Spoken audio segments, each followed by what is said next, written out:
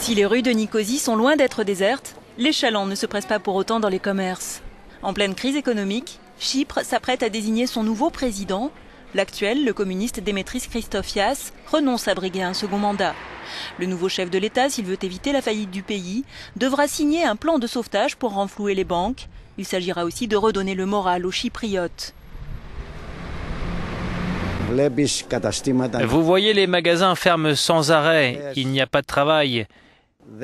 Et les gens sont dans une situation financière très difficile. Moins d'argent, moins de dépenses, je veux partir, trouver un travail. Et hors de Chypre si nécessaire. J'ai ce magasin depuis 25 ans. Et ces dernières années, les affaires sont allées de mal en pis.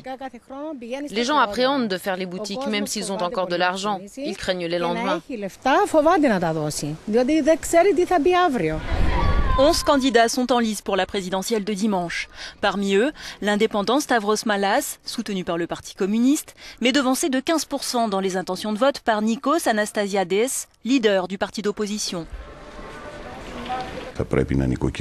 Nous devons rendre l'État plus efficace, ce qui ne revient pas forcément à licencier dans la fonction publique.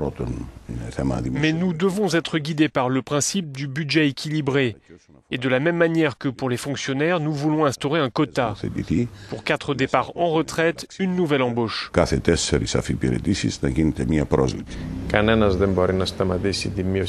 Personne n'a le droit de toucher à l'État-providence. Et si la privatisation ne sert qu'à résorber le déficit, économiquement, cela n'a aucun intérêt.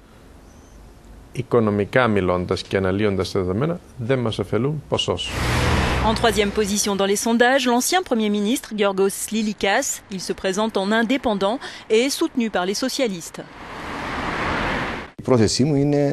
J'ai l'intention d'utiliser les ressources de gaz naturel pour satisfaire les besoins de la République de Chypre, tout en considérant la dette bancaire et le déficit fiscal. C'est ainsi que je compte remettre l'économie chypriote sur les rails.